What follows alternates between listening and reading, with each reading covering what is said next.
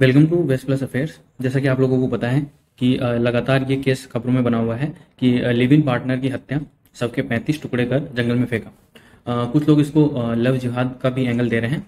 तो इसकी क्या सच्चाई है अभी तो ये सामने आ नहीं पाया है, लेकिन कोर्ट ने हाल ही के अंदर आफताब पर नार्को नार्को टेस्ट की मंजूरी दे दी है। अब ये नार्को टेस्ट क्या होता है, कैसे होता है और इसके अंदर कौन सा सीरम दिया जाता है, कौन सा ड्रग दिया जाता है, उसके बारे में हम पढ़ने वाले हैं। क्योंकि एग्जाम के अंदर क्वेश्चन बन सकता है कि व्हाट इज नार्को टेस्ट। तो खबरों के अगर आप खबरों से लगातार टच में हैं तो अभी तक श्रद्धा का जो सिर है वो नहीं मिला है, क्योंकि ये आफताब है वो क्या है, पुलिस को गुमराह कर रहा है। और कई बार तो हैवान आफताब के चेहरे पर कोई सिकन तक नहीं है, पूछताछ में कभी कभी हंसता भी है और सारे आंसर इंग्लिश में दे रहा है। तो नार्को टेस्ट की जो है मंजूरी वो मिल चुकी है। तो चलिए शुरू करते हैं कि क्या क्या होता है नार्को टेस्ट, कैसे किया जाता है और इसके अंदर कौन सा ड्रग दिया जाता है।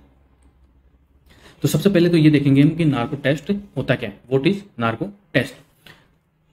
इस टेस्ट में अपराधी या आरोपी व्यक्ति से सच उगलवाने के लिए यह किया जाता है। इस टेस्ट के अंदर फोरेंसिक एक्सपर्ट, जांच अधिकारी, डॉक्टर और मनोवैज्ञानिक आदि की मौजूदगी में यह टेस्ट किया जाता है। मतलब उसके अंदर कौन कौन से लोग मौजूद होते हैं ये भी आपसे पूछा जा सकता है। कि एक तो फोरेंसिक एक्सपर्ट होता है, जांच अधिकारी होता है, वो पुलिस वाला हो सकता है, डॉक्टर और एक मनोवैज्ञानिक यानी कि साइकोलॉजी वाला जो डॉक्टर होता है वो होता है।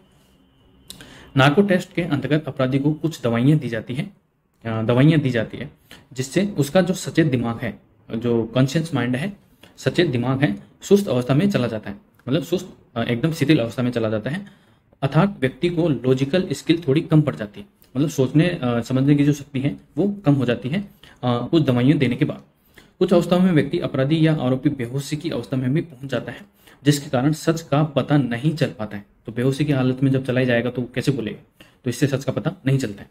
यहाँ पर यह बताना जरूरी है कि ऐसा नहीं है कि नार्को टेस्ट में अपराधी आरोपी हर बार सच बता देता है और केस सुलझ जाता है। कई बार अपराधी आरोपी ज्यादा चालाक होता है और टेस्ट में भी जांच करने वाली टीम को चकमा दे सकता है। तो कई बार जो शातिर अपराधी होते हैं, पढ़े लिखे होते हैं और जो इन सब चीज़ों के बारे में, जो टेक्निकल टर्म्स हैं, जो मेडिकल टर्म्स हैं, इन सब के बारे में जानते हैं, दवाइयों के बारे में जानते हैं, वो कई बार इस टेस्ट को चकमा देने में सक्षम होते हैं और दे भी देते हैं। कई बार आपने मूवीज में भी देखा होगा। ठीक है। फिर नार्को टेस्ट करने से पहले जो व्यक्ति का परीक्षण किया जाता है वो कैसे किया जाता है वो भी हम देख लेते हैं। नार्को टेस्ट करने से पहले व्यक्ति का परीक्षण होता है। किसी भी अपराधी आरोपी का नार्को टेस्ट करने से पहले उसका शारीरिक परीक्षण किया जाता है, जिसमें यह चेक किया जाता है कि क्या व्यक्ति की हालत इस टेस्ट के लायक है या नहीं है, क्योंकि यह जरूरी है। क्या कई बार क्या होता है, डोज हाई हो जाने के कारण व्यक्ति की मृत्यु तक भी हो जाती है, आरोपी की मृत्यु तक भी हो जाती है। यदि व्यक्ति बीमार, अधिक उम्र या शारीरिक और दिमागी रूप से कमजोर होता है तो इस टेस्ट का परीक्षण नहीं किया जाता है। जो अदालतें होती है वो इस टेस्ट की अनुमति नहीं देती है। व्यक्ति की सेहत, उम्र और जेंडर के आधार पर उसको नार्को टेस्ट की दवाइयां दी जाती है। तो ये भी आपसे पूछा जा सकता है कि व्यक्ति को किस आधार पर नार्को टेस्ट की जो दवाइयां हैं वो दी जाती है। एक तो उसकी सेहत, उसकी एज, उम्र और उसके जेंडर के आधार पर दवाइयां दी जाती है। कई बार दवाइयां के अधिक डोज के कारण यह टेस्ट फेल भी हो जाता है, इसलिए इस टेस्ट को करने से पहले कई जरूरी सावधानियां बरतनी पड़ती है। कई केस में इस टेस्ट के दौरान दवाई के अधिक डोज के कारण व्यक्ति कोमा में भी जा सकता है। जैसा कि मैंने बताया, कोमा, मृत्यु और बहुत ज्यादा नुकसान भी हो सकता है। कोमा में भी जा सकता है या फिर उसकी मौत भी हो सकती है। इस वजह से इस टेस्ट को काफी सोच विचार करने के बाद किया जाता है। जो अदालतें होती हैं, किसी व्यक्ति, चाहे वो आरोपी हो या फिर कोई भी अभियुक्त हो, तो किसी के जान के साथ खिलवाड़ कानून नहीं करता है, ये हमारा इंडियन कानून कहता है। तो इस वजह से बहुत ही सोच विचार करके उसकी एज, सेहत और जेंडर के आधार पर यह टेस्ट की अनुमति कोर्ट के द्वारा दी जाती है। नार्को टेस्ट कैसे किया जाता है हम देख लेते हैं। How is narco test is conducted या परफॉर्म्ड।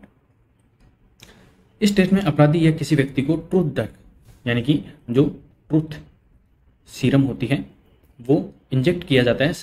जो आरोपी होता है या व्यक्ति होता है उसके बॉडी के अंदर नाम की एक साइको एक्टिव दवा दी जाती है, या फिर सोडियम पेंटाथल या सोडियम अमाइटल का इंजेक्शन लगाया जाता है। तो ये आपको, इस दवा का नाम आपको याद रखना है। एक साइको एक्टिव दवा है ट्रूथ ड्रग इसका नाम है, तो आपसे एग्जाम के अंदर पूछा जा सकता है कि जो नार्को टेस्ट के अंदर ट्रुथ ड्रग दी जाती है उसका केमिकल नाम क्या है। तो उसका नाम आपको याद रखना है सोडियम पेंटाथल या सोडियम अमाइटल, आपको याद रखना है, ये इंपॉर्टेंट है। ठीक है। इस दवा का असर होते ही व्यक्ति ऐसी अवस्था में पहुंच जाता है जहां व्यक्ति पूरी तरह से बेहोश भी नहीं होता है और पूरी तरह से होश में भी नहीं रहता है, अर्थात व्यक्ति की तार्किक सामर्थ्य कमजोर कर दी जाती है। मतलब उसकी जो लॉजिकल पावर है, सोचने समझने की जो क्षमता है, वो कमजोर कर दी जाती है, जिसमें व्यक्ति बहुत ज्यादा और तेजी से नहीं बोल पाता है। इन दवाइयों के असर से कुछ समय के लिए व्यक्ति के सोचने समझने की जो क्षमता है वो खत्म हो जाती है। इस स्थिति में उस व्यक्ति से किसी केस से संबंधित प्रश्न पूछे जाते हैं। चूंकि इस टेस्ट को करने के लिए व्यक्ति के दिमाग की तार्किक रूप से या घुमा फिराकर सोचने की क्षमता खत्म हो जाती है, इसलिए इस बात की संभावना बढ़ जाती है कि इस अवस्था में व्यक्ति जो भी बोलेगा सच ही बोलेगा। हालांकि जैसा मैंने अभी पिछली स्लाइड में बताया कि इस टेस्ट को भी चकमा दिया जा सकता है अगर कोई व्यक्ति आरोपी, अभियुक्त, मेडिकल टर्म्स या इन सारी चीज़ों से प्रक्रियाओं से पहले भी गुजर चुका हो या जिसका आदी हो, वो इस चीज़ को चकमा दे सकता है। नार्को टेस्ट के लिए कानून क्या कहता है हमारा। वर्ष 2010 में केजी बालकृष्ण वाली 3 जजों की खंडपीठ ने कहा था कि जिस व्यक्ति का नार्को टेस्ट या पॉलीग्राफ टेस्ट किया जाना है, इसका दूसरा नाम पॉलीग्राफ टेस्ट भी होता है, नार्को टेस्ट या पॉलीग्राफ टेस्ट भी इसका दूसरा नाम होता है, उसकी सहमति भी आवश्यक है। ये 2010 के केस जो केजी बालाकृष्ण वाली 3 जजों की जो खंडपीठ थी उसने कहा था। हालांकि सीबीआई और अन्य एजेंसियों को किसी का नार्को टेस्ट लेने के लिए कोर्ट की अनुमति लेना जरूरी होता है। बस कोर्ट की अनुमति मिल जाए सीबीआई और अन्य एजेंसी को तो जरूरी होता है।